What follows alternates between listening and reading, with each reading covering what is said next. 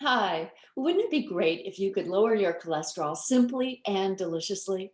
Well, today we're going to make a fabulous recipe that's going to include cholesterol lowering ingredients that you probably already have in your kitchen.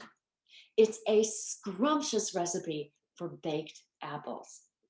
Now, of course, it's going to include some apples and it's going to include walnuts, chia seeds, oatmeal, dates for a little bit of sweetness. And then our house is going to smell so wonderful. If you like apple pie, these are the exact same spices you want to include in your stuffing. So, some cinnamon, I'm going to include some ground ginger and some clove. I like the heat that those two elements bring to the stuffing. But you could also include some nutmeg or maybe some allspice, maybe some anise. These would all be great ingredients to include. And then a touch of brown sugar and some margarine just to pull it all together. So let's get started. I love this recipe because it's naturally low in saturated fat, doesn't include trans fats, and it's going to include those omega-3 fatty acids, the plant-based source from the walnuts and the chia seeds. And whether you're going to make this for your sweetheart or just because you want to do something nice for your own heart, this is a great recipe to knock out and bake more than one apple at a time. So, just to start off with, you want to have a paring knife handy and just simply hold it at 45 degrees to your apple core.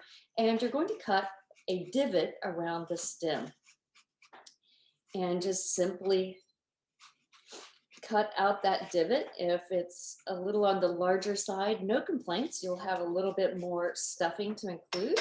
And I hope this pops right out. Ah, voila, I did. Now, apples are wonderful because they're both insoluble and soluble fibers. Soluble fibers on the inside here where you see that beautiful white meat. Set that core aside, and then using a melon baller or perhaps a small spoon, you're just going to carve out the seeds and the inside core. I love this recipe, one, because it's so utterly simple, but secondly, it's so completely delicious. And while I'm using a melon baller, I like it because it doesn't bend. You do want to be careful about the spoon of choice because I had some that actually bent on me, which was not fun. You don't want to use an apple core because that's going to go all the way through the bottom, and you want to create this beautiful well to catch all of our stuffing. So let's move on to the flavorful and texture filled stuff. I'm going to set the apple aside in my bake dish. Of course, this little heart. I'll put that right here for now. And into the stuffing, I want to begin with just a few of the walnuts. Yeah, I can leave them very piecey like you see here, or crush them up or grind them. I like them just a little bit more crushed, and I'm just simply going to crush them in the palm of my hand. And it doesn't take much, even if you're doing several apples, because the well for stuffing isn't really that big, but this is going to just make this a very special dessert. For the sweetness, I love dates, and dates are a great source of soluble fiber. And I'm just simply going to tear them up and put little pieces in here. This is something that if you want to get the whole family involved, get the kids into the kitchen, once you have cored the apple, the rest of the ingredients is just fun to add in and can easily be done by hand.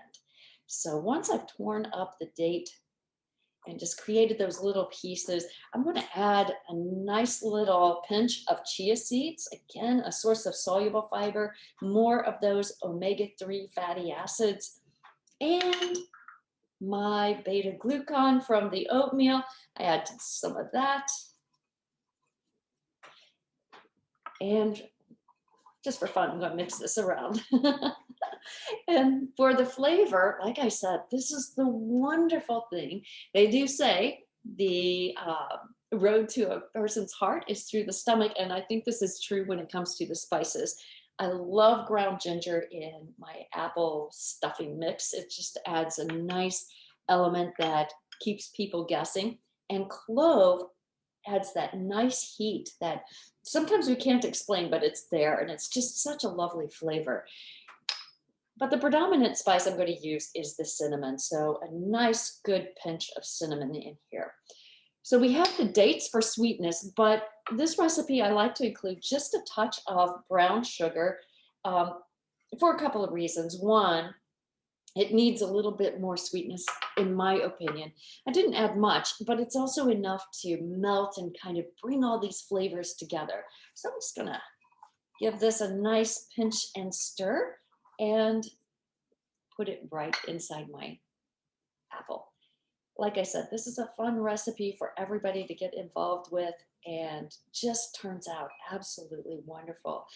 I've had people ask, which is the best type of apple to choose. And of course, it's the one you have on hand. But you might also prefer a Fuji or perhaps a Gala. I did some reading, and those seem to bake up nice and tender, but also maintain their beautiful skin so that skin doesn't split. So once you have it stuffed, you just place that into your bake dish. And I have some margarine. I'm just going to put a little bit of margarine right here on top. That's going to melt into the apple and add just a touch of that. That's going to bring everything together.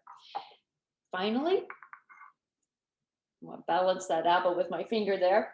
I'm going to add about half an inch of liquid right into my bake dish. What's going to happen? All of these flavors are going to come together. The apple's going to get very soft. It's going to make this wonderful inside out apple pie type filling. And that liquid is going to take on all the flavor of the apple, the spices, and a little touch of sweetness. You're going to love it. I'll put it in the oven.